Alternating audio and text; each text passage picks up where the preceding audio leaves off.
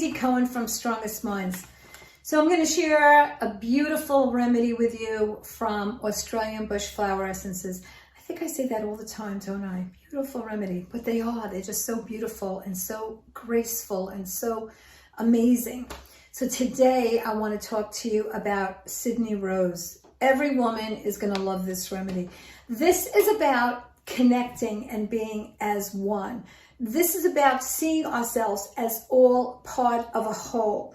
So it's one of the more recent remedies that Ian White had found.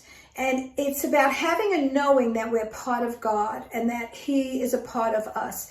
And we have a connection to everything in the universe. Like, I get it. You can feel it in every cell of your body that we are all connected and we are all one. It helps to connect to source, and sometimes you feel disconnected for a while, and this is one of the remedies that I may use.